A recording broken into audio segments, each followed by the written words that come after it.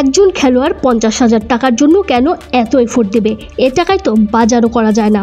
একরাশ হতাশা নিয়ে প্রশ্নটা ছুড়ে দিলেন লিটন কুমার দাস। উন্নতি আর ক্রিকেটারদের পারিশ্রমিক বাড়ানোর বদলে দেশের ঘরোয়া লিগের মান দিনকে দিন কমে যাওয়ায় লিটনের আক্ষেপের যেন কোনো শেষ নাই। চ্যাম্পিয়ন্স ট্রফির দলে ছিলেন না লিটন কুমার দাস, ঢাকা প্রিমিয়ার লিগেও দল পেয়েছেন শেষ মুহূর্তে।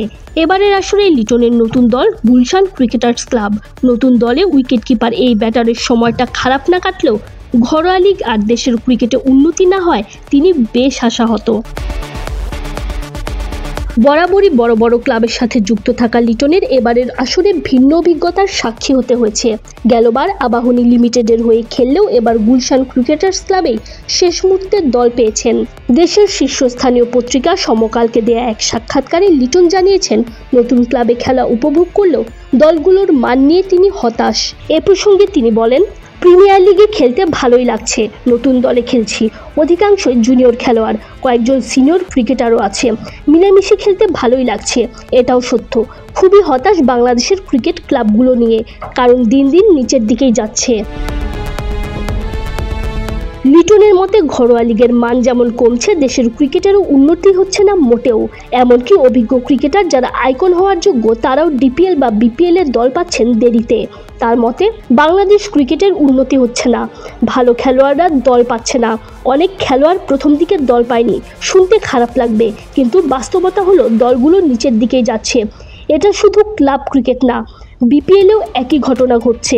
অনেক ক্রিকেটার আছে যারা আইকন হিসেবে দলভুক্ত হওয়ার যোগ্য, কিন্তু তারা দল পেয়েছে অনেক পরে। যারা একদম নতুন তারা রিটেন প্লেয়ার হয়ে গেছে। এ থেকে বোঝা যায় আমাদের ক্রিকেটের মান কোন দিকে যাচ্ছে। যারা ক্লাব বা দল চালায় তারা কিভাবে চিন্তা করছে।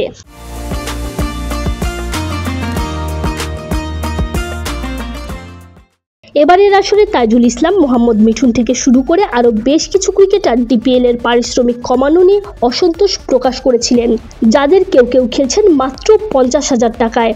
দেশের ঘরোয়া ক্রিকেটে খেলোয়াড়দের এমন অবমূল্যায়নের ব্যাপারে লিটন বলেন, এত বড় একটা আসরে 50,000 টাকায় একজন খেলোয়াড় খেলছে, খুবই খারাপ অভিজ্ঞতা। এই বাজারে 50,000 টাকায় কিছুই হয় না, এক মাসের বাজারও হয় না। কেন একজন খেলোয়াড় 50,000 টাকার জন্য এত এফোর্ট দেবে? 11টা ম্যাচ খেলবে। আমরা সবাই বলি ক্রিকেট ভালোবেসে খেলি, কিন্তু পেশার জায়গা তো আর বাদ দিতে পারবেন না। আপনি সচ্ছল না থাকলে ক্রিকেট খেলবেন কেন? একটি ছেলেকে ক্রিকেট খেলতে গেলে তাকে ফিটনেস করতে হয়, জিম করতে হয়, যাতায়াত করতে হয়, এসবের জন্য তাকে খরচ করতে হয়। এত কিছু করার পর কেন সে 50,000 টাকায় খেলবে? আমার মনে হয় এটা আপগ্রেড করা উচিত। সমকালকে দেয়া সেই সাক্ষাৎকারে লিটন অবশ্য টি-20 দলে অধিনায়কত্ব করা নিয়েও কথা বলেছেন। বিসিবির পক্ষ থেকে এখনও নাকি এই বিষয়ে তার সাথে আলোচনা হয়নি, তবে দলের নেতৃত্ব দিতে তিনি বরাবরই প্রস্তুত। Tanjim Oishi, BD cric time.